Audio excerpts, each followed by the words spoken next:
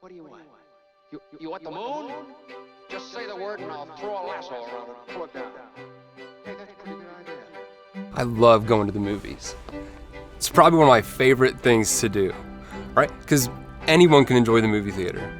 Because it tells stories of just all different kinds and shapes and spectrums and genres. It's just everything. You can go to the movie theater and find just about any story you want because it's limitless, right? Because none of the movies are real, right? They don't happen in reality. And all of us, I think, have these short lists of movies, maybe like 3 or 4, that truly inspire us. Now, the first movie that really inspired me, I was in junior high and I went to the movie theater and I saw Mighty Ducks 2. And I walked out of that theater thinking, knowing I can do exactly what I just saw on that screen tonight. And there was no telling me otherwise. I was pumped. Now keep in mind, I'd never been on like an ice rink, never put on ice skates, nothing. And this movie's about hockey. And these are kids my age playing hockey and zipping around the Mall of America and beating people in hockey. And I just thought that could be my life too. So the next day at recess, we didn't have an ice rink and I didn't have ice skates, but our playground was totally iced over. It was frozen solid. So we all got together and played a game of football on the ice. And right at the beginning, I'm thinking, okay, I can do this. I saw Mighty Ducks, I can spin, I can do cool maneuvers, I can make sick moves, nothing's gonna go wrong. So the first play of the game, I did just that. The ball got handed off to me, I took a few steps, and then immediately, reality sets in. All of a sudden, I full on slip, feet out from underneath me, above my head, and come crashing down on the ice. Embarrassing, but the worst part, I broke my elbow. Totally crushed it. I mean, there's nothing more sobering and reality introducing than breaking a bone. And I was thinking to myself, laying on the ice in pain, and the teachers were coming out to help me. I didn't see that scene in the movie. That never happened. And I kind of concluded in that moment, okay, maybe movies aren't real life. And as an adult, I know that now. And really, no matter what age you are, we all generally know movies aren't real life. I mean, they're not intended to be. They're never designed to tell us these true, real things that are happening in real time. They're sharing false narratives that are just gonna, entertain us and inspire us and, maybe inspire us to different great things. And that's okay. But, the problem is we don't only go to the movie theater for false narratives. Now, and we go to social media and we see false narratives all the time scrolling endlessly in front of us. And people, it's great that we can be connected to everybody like this, but no one is sharing with you their worst and most mundane and boring moments in life. You're only getting everybody's highlight reel.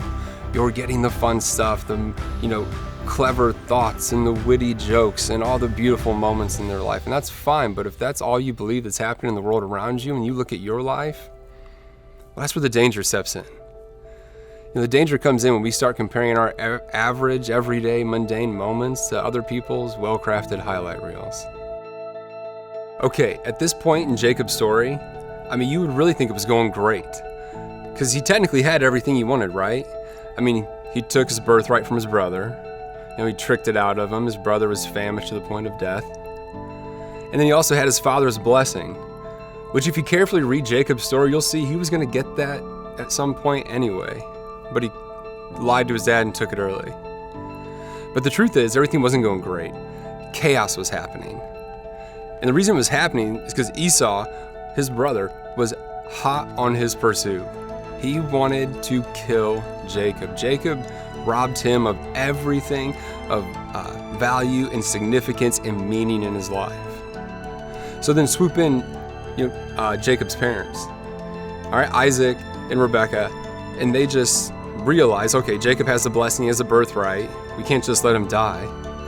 So they just come up with this plan, like, hey, you need to go.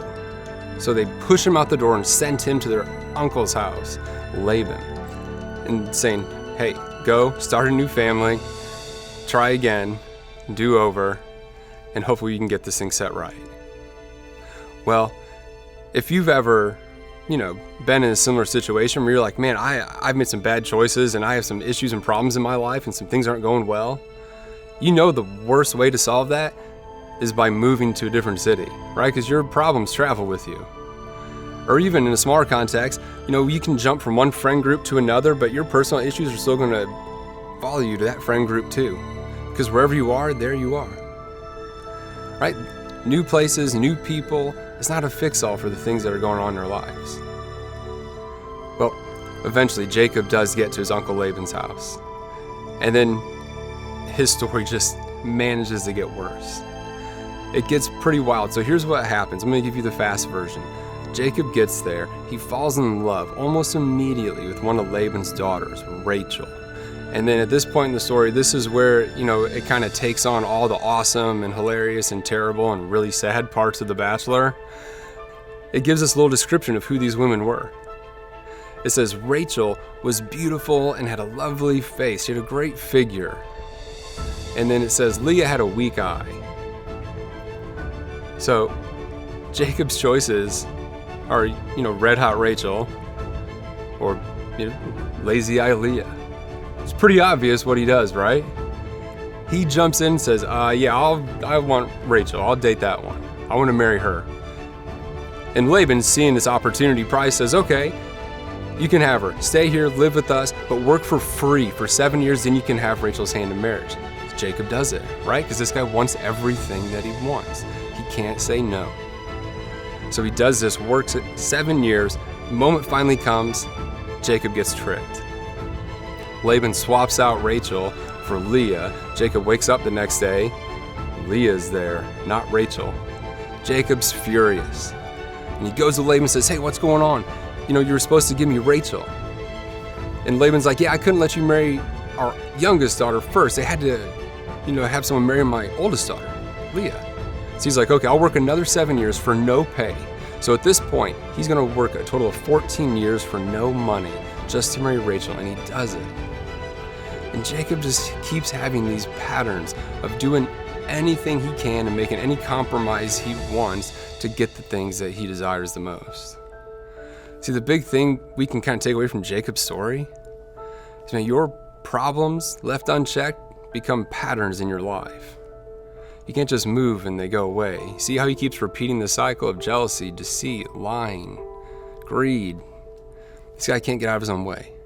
So let's pick up a story in Genesis 29. Genesis 29, verse 31. When the Lord saw that Leah was unloved, he enabled her to have children, but Rachel could not conceive. So Leah became pregnant and gave birth to a son. She named him Reuben. For she said, the Lord has noticed my misery, and now my husband will love me. Soon she became pregnant again and gave birth to another son. She named him Simeon. For she said, the Lord heard that I was unloved and has given me another son. Then she became pregnant a third time and gave birth to another son. She named him Levi. For she said, surely this time my husband will feel affection for me, since I have given him 3 sons. And once again, Leah became pregnant and gave birth to another son. She named him Judah, for she said, now I will praise the Lord. And then she stopped having children. Now, what we just talked about there in Genesis, the point of that isn't for all of us to go out and, try to find multiple spouses and marry lots of people at the same time. That was just a really different culture, really different setting than we're used to today. But it doesn't mean that there's not a lot we can learn from looking at that story. Because if you'll notice that story, everyone is just fully discontent with what's going on in their life, right? Rachel's jealous of Leah because Leah can have kids and she can't. But Leah, she's jealous of Rachel because Jacob actually loves Rachel and doesn't love her at all. And then Jacob, man, he's just like the mess in the middle, right? The woman he does love can't give him what he wants and loves the most, and that's kids and someone to pass his legacy and birthright and blessing on to. But the only one that can give him that is the woman he doesn't love at all. Man, this is just one giant messed up love triangle. But when you look at their stories, when you look at each one of them individually, man, there's some really interesting and curious things we can learn about them. Looking at Rachel and Leah, and they were so jealous of each other and just comparing that they were missing all the incredible things God had given them in their lives. See, when you finish the story out and read through, you'll see that Rachel, she does have Jacob's love. That's a gift. And she does eventually give birth to a transformational figure in Genesis, and that's Joseph. About half of Genesis is written in the story of Joseph. But then, Leah, she gives birth to 6 boys, and all 6 of them become these incredible, strong leaders and the namesakes for 6 of the 12 tribes of Israel, the first 12 tribes of Israel. Half of them are her sons. And Jacob, again, got everything he wanted. But you have this circle of these people just making awful choices and getting trapped by the decisions they made. And the truth is, entrapped people do. They make terrible decisions. A lot of this, as crazy as the story is, has a lot of overlap with our stories today. We are routinely caught up in the comparison trap. There's a reason that today, people's mental health struggles and issues are off the charts. It's not a coincidence that it happened around the same time we got social media and a window into everybody's life and everyone's best moments. And it's really disappointing because God has these amazing stories for us, but we're never going to really capture those stories and live in that reality until we can just stop comparing ourselves to what everybody else has. One of the great storytellers of recent history was Dr. Seuss. And in his book, Oh, the Places You'll Go, he says, "You're off to great places. Today is your day. Your mountain is waiting, so get on your way." You'll never conquer mountains if you're constantly trapped in comparison. I think sometimes we can just get so caught up in the false reality and these false narratives we see on social media or in the movies that we wind up totally neglecting our actual reality. Like right here in this movie, I didn't realize I was going to eat nearly all this candy and popcorn. But real life is never found in the highlight reel.